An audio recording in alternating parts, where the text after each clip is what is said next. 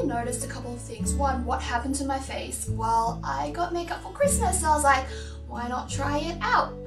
And also number two, I changed vlogging places, so there's no animal puns behind me because I feel like the lighting there was so bad and the backlight just made me look terrible.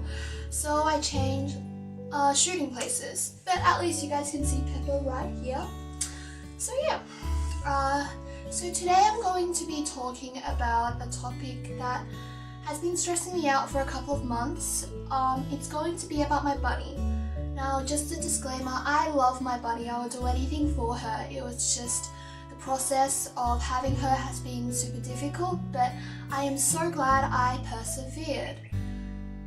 So I'll show you a tiny clip of her. She's super cute. So I'll see you guys soon and I'll talk about my relationship with her, the things that have happened with her. It was actually a pretty stressful and very sad thing that has happened last year. It was really hard on everyone, especially Hazel. So I'll start from the start. When we got Hazel, she was a very sweet bunny.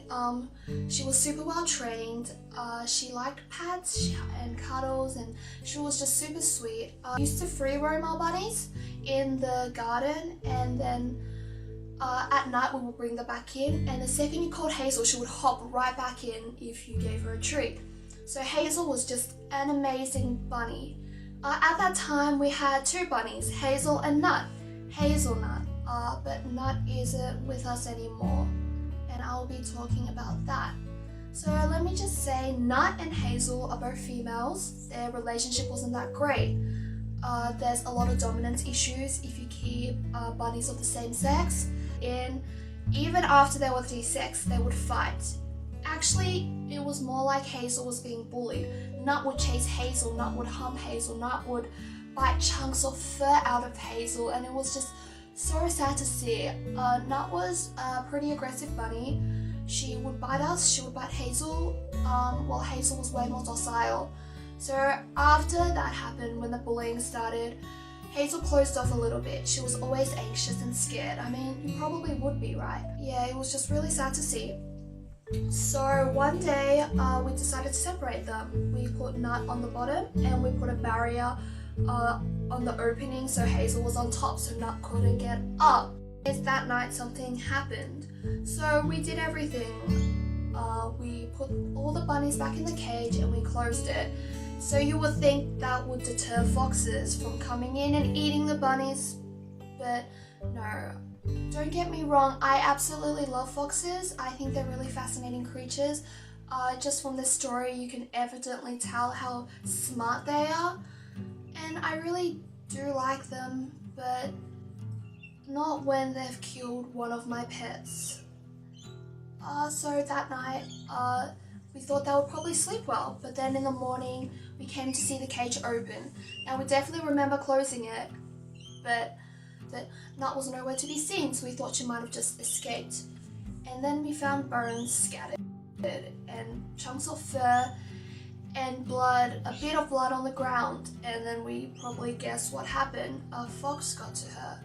So we assumed that the fox would have opened the cage because there's actually clasp. If you just lift it up, the cage will be open. And it was just really devastating what happened. Hazel didn't recover for a couple of weeks. She was shaking, she wouldn't move. She was just very anxious.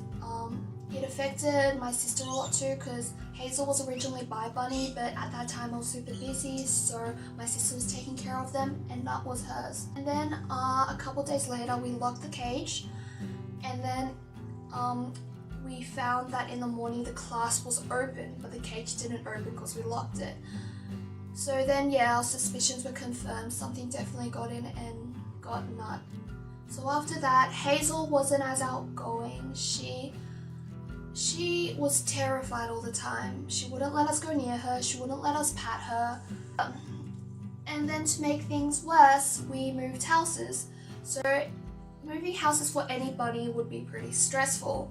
So Hazel was very stressed, but I feel like moving to this house gave me an opportunity to bond with her because she was indoors. So Yeah, I got to bond with her quite a bit, but I remember at the start it was very, very difficult. She would thump when she saw me, she would grind her teeth, she would grunt, she would just didn't want anything to do with us. So that was very sad to see, and it made me very, very sad because there were many times I thought about rehoming her. I thought I couldn't care for her well enough. I thought she wasn't happy. But I'm really, really glad I persevered because although Hazel's a bit moody these days still, which is completely understandable, we've bonded a lot. We've come such a long way. Before, she wouldn't let me go near her and go into her area, her running area.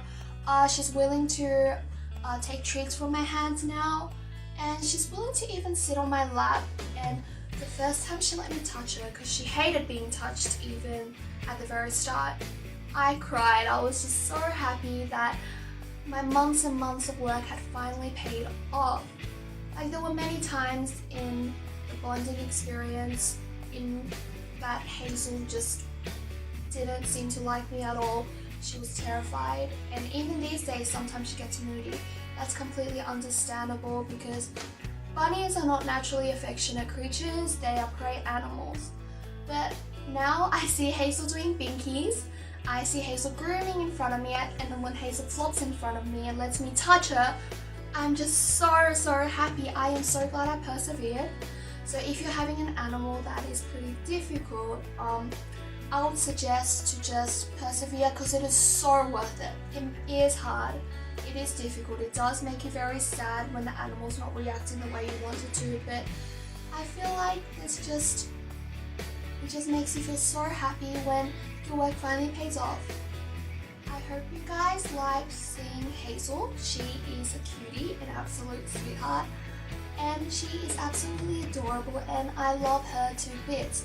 So if you guys want me to make a video talking about how to tame a bunny and how to bond with your bunny, I will definitely do that. But it's just, there are so many bunny YouTubers that I'm just like, I don't think I would do as well as them. And if you guys want to see more of her, do tell me, because today's part of the video is why so crabby. Okay, so guys, make sure to give me a thumbs up if you like the video and make sure to subscribe, and I'll see you guys soon.